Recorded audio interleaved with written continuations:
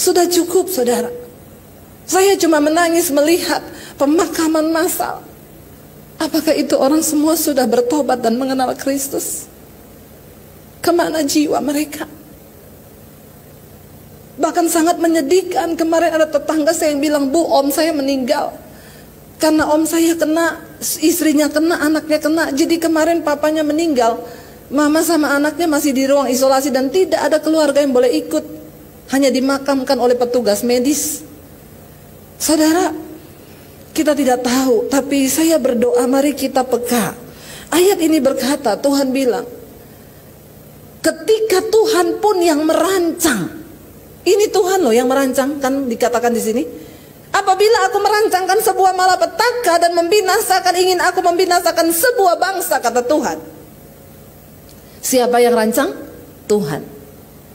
Bisakah kita mengubah rancangan Tuhan itu? Bisa, kata Alkitab. Waktu kita merendahkan diri dan bertobat. Tuhan bilang, tetapi bangsa yang kepadanya kurancangkan sesuatu yang jahat itu, lalu mereka mau bertobat dan berbalik dari jalan mereka yang jahat. Sebenarnya saudara, sebenarnya cuma satu tujuannya, agar manusia bertobat, kembali merendahkan diri di kaki Tuhan dan menyadari bahwa hidup kita ini tidak ada apa-apanya. Ada orang yang komen di YouTube saya, dia bilang gini, "Bu, kenapa ibu hanya memberitakan kematian? Kasih tahu dong, banyak yang sembuh juga supaya orang gak takut." Saya bilang, sorry ya, saya bukan pendeta yang suka bikin iklan-iklan. Buka mata aja. Saya lebih suka memberitakan, lihat apa yang terjadi. Supaya apa? Semua orang bertobat. Sudah cukup kita dengar yang enak-enak. Sudah cukup gereja memberitakan tentang berkat dan hidup berkelimpahan. Kita kembali kepada pengajaran yang murni, yaitu apa? Bertobat dan senangkan hati Tuhan. Tidak ada cara lain untuk kita bisa menyenangkan hati Tuhan. Tidak ada cara lain selain apa? Kita bertobat dan merendahkan diri di kakinya. Maka Tuhan sanggup membatalkan semua rancangan malapetaka itu. Cuma ketika kita bertobat. Bapak-bapak yang sedang menyaksikan program ini, saya mau bilang, ini bukan secara kebetulan. Mari engkau menjadi imam yang benar di tengah rumah tanggamu. Mari bawa istri dan anak-anakmu datang kepada Tuhan. Saya bilang, ketika ada tanda darah Kristus dalam rumah kita, maka engkau tidak perlu takut. Bahkan maut tidak bisa menyentuh orang yang percaya kepada Kristus. Ya, apa itu maut? Kebinasaan. Kita semua satu saat bakalan mati, tetapi kematian kita bukanlah sebuah kemalangan. Orang yang mati dalam Kristus dikatakan berbahagia. Kenapa? Karena kita memasuki kehidupan yang sesungguhnya dalam kekekalan. Amin. Ada yang bertanya kepada saya, "Bu, saya cerita saudara, tanda darah itu penting. Seringkali kita ini menganggap itu sepele." Ya, satu saat saya punya teman, dia cerita, ketika itu dia jadi Kristen dan sungguh-sungguh kepada Tuhan. Dan bapaknya ini saudara masih punya ilmu-ilmu hitam, ya, dan percaya perdukunan. Lalu suatu saat bapaknya ini panggil dukun datang ke rumah untuk mempengaruhi anaknya. Lalu dukun itu bawa makanan-makanan ayam hitam yang dimasak, tapi sudah dibaca-baca dan dimantra-mantrai. Ya, lalu anak ini dipanggil, lalu anak ini tanya ke pendetanya, "Gimana Pak, saya nanti makan aja nggak apa-apa."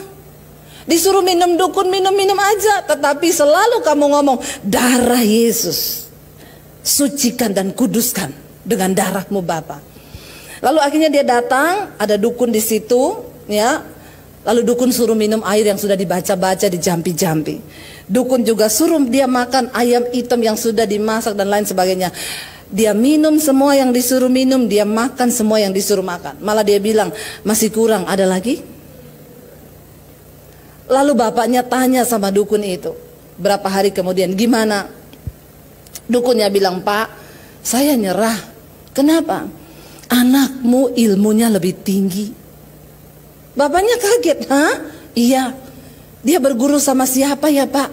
"Kenapa?" Kenapa saya bisa bilang ilmunya lebih tinggi? Karena ini bukan ilmu main-main. Dia makan daging manusia dan minum darah manusia. Bapaknya kaget. Anaknya dipanggil, ditanya, kamu berguru sama siapa? Itu dukun bilang kamu makan daging manusia dan minum darah manusia. Anaknya bilang, haleluya, itu perjamuan yang setiap minggu saya adakan di gereja, perjamuan darah Yesus. Loh, kita rasa itu biasa, tapi orang yang ada dalam ilmu hitam, mereka bisa melihat dari cara yang berbeda. Lalu kemarin ada yang tanya kepada saya, Bu, ini kan gereja libur, Bu. Saya mau tanya, Bu, kalau minggu pertama boleh nggak saya perjamuan di rumah dengan istri dan anak-anak saya? Saya bilang, sangat boleh dan harus. Inilah saatnya para suami bertindak menjadi imam di tengah keluarga. Amin. Dengar bapak-bapak yang menyaksikan program ini. Inilah saatnya Anda dituntut menjadi imam buat istri dan anak-anakmu. Ya, nggak apa-apa para bapak-bapak awal bulan nanti perjamuan boleh. Seorang bapak harus menguduskan dirinya menjadi seorang imam, lalu bawa anak istrimu sungguh-sungguh untuk menerima tanda darah Kristus itu. Amin. Dia bilang, apakah saya tidak menyalahi aturan? Tidak, Bapak, karena keadaan memaksa. Tidak mungkin Bapak Gembala mau datang dari rumah ke rumah untuk pimpin perjamuan. Atau ikut nanti ada live streaming, saudara sediakan di rumah, ikut di sana. Tetapi Bapak sebagai suami, hari-hari inilah engkau dituntut. Bukan cuma hari Minggu beribadah, setiap malam. Saya dan anak-anak dan suami, kami bergandengan tangan setiap malam. Bahkan anak saya kemarin saya bilang, Dek, makan Dek, dia diam aja. Saya bilang, Dek, Mami udah masak, makan Dek, dia diam aja.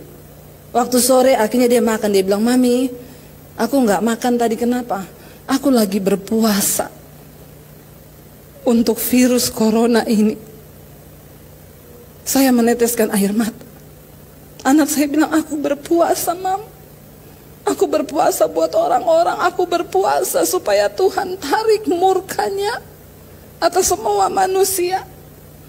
Saudara, kita percaya bahwa ketika kita berespon dengan benar, ya, saya tahu Tuhan akan berbelas kasihan.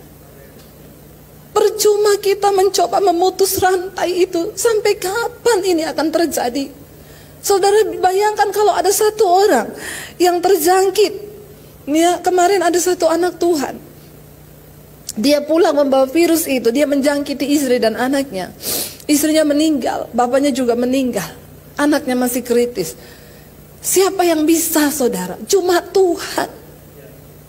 Yang bisa menghentikan wabah ini cuma Tuhan.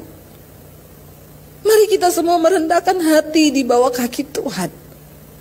Dan kita mau bilang sungguh-sungguh, Tuhan, kami mau Bapa merendahkan hati. Kami mau berbalik. Setidaknya ada orang-orang yang mulai berdiri buat bangsa Indonesia. Kita yang membela bangsa ini di hadapan Tuhan. Dan kita mau menangis bersama dan berkata, Tuhan, ampuni bangsa kami. Bahkan ampuni kami. Saudara bisa bayangkan kalau di tengah setiap rumah tangga anak-anak Tuhan hari ini mulai terbangun mesbah, dan mesbah, maka itu akan menjadi dupa yang naik ke hadapan hadirat Tuhan. Dan kita mendapatkan hati Tuhan kembali.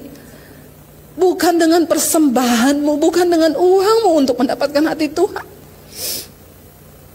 Kita bisa mendapatkan hati Tuhan ketika kita berbalik kepada jalan-jalannya. Ketika kita meninggalkan semua dosa-dosa kita dan kita mau berkata, Tuhan, kami mau berbalik. Kami mau berbalik, Tuhan. Tapi di balik semuanya ini, saudara, saya juga mau bilang buat semua jemaat yang menyaksikan ini, tidak usah terlalu takut. Inilah saatnya kita membuktikan iman kita. Inilah saatnya kita membuktikan keteguhan iman di dalam Kristus. Dan kita mau berkata, Tuhan, kami percaya. Saudara jangan takut. Saya berdoa supaya kalau ada istri yang takut, suami akan menguatkan. Kalau suami takut, istri dan anak-anak kita saling menguatkan satu dengan yang lain. Karena itu tidak ada tempat lain kita bisa lari kecuali di dalam hadirat Tuhan. Cuma dalam hadirat Tuhan. Saya berdoa, saudara, supaya kita semua peka untuk menjalani semua ini. Yang terpenting adalah Mari kita bertobat, berespon dengan benar di hadapan Tuhan. Saya pengen mengajak kita semua berdoa bersama. Saya undang imam musik untuk maju ke depan.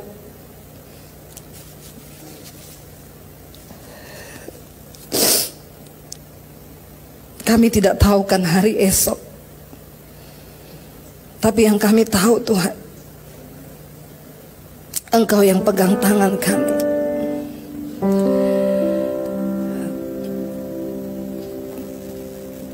Ini hidup kami Tuhan. Kami mau berbalik dari segala jalan-jalan kami yang jahat.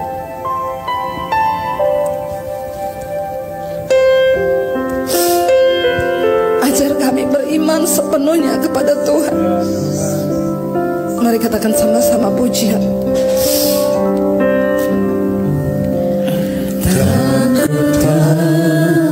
Takkan hari esok, namunlah kau ku tegak, bukan surya ku harapkan, karena surya akan lenyap. Oh tiada ku gelisah akan masa menjelang, berjalan serta Yesus, maka hatiku tenang.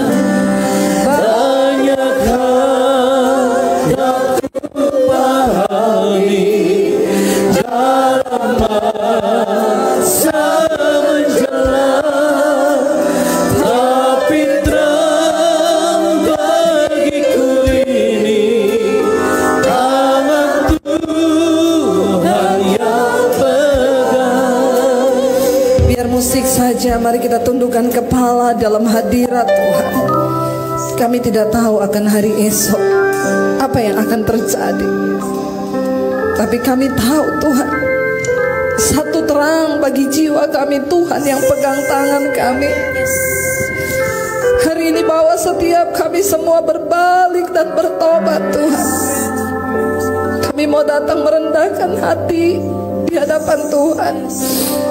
Jangan biarkan kami menganggap semua ini biasa-biasa saja, tapi bahwa kami semua menyadari bahwa Tuhan sedang berbicara kepada umat manusia. Engkau berbicara kepada dunia ini dalam segala kesombongannya. Tuhan ampuni Bapa, ampuni Tuhan. Secara khusus kami juga berdoa buat bangsa kami. Tidak ada satupun yang bisa menghalangi ini Tuhan, kecuali tangan-Mu Bapa. Kami berdoa di masa-masa orang berdiam di rumah, biar ada mesbah-mesbah keluarga yang dibangun. Kembalikan hati anak-anak kepada orang tua, dan kembalikan hati suami-suami kepada Tuhan.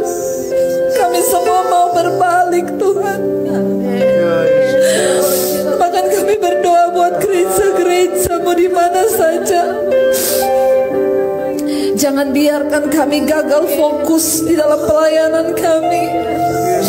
Kami lupa melihat ladang yang sudah menguning. Ada banyak hal yang harus kami lakukan untuk kepentingan kerajaan sorga. Ampuni Tuhan, ampuni Bapa.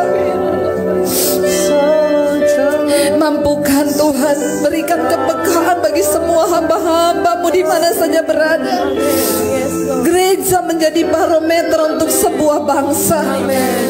Ampuni Tuhan kalau selama ini fokus kami berbeda dengan fokus kerajaan sorga. Kami mohon pengampunan atas setiap dosa-dosa keduniawian Tuhan, bahwa kami mengejar kekudusan-Mu ya Bapa, bahwa kami mengejar kebenaran-Mu ya Tuhan, bawa gereja-Mu kembali kepada hati-Mu Tuhan. Kami memohon kepada Tuhan hari ini, selamatkan bangsa kami. Jangan ada kematian massal, tapi biar ada pertobatan massal di atas bangsa ini. Biar ada pertobatan massal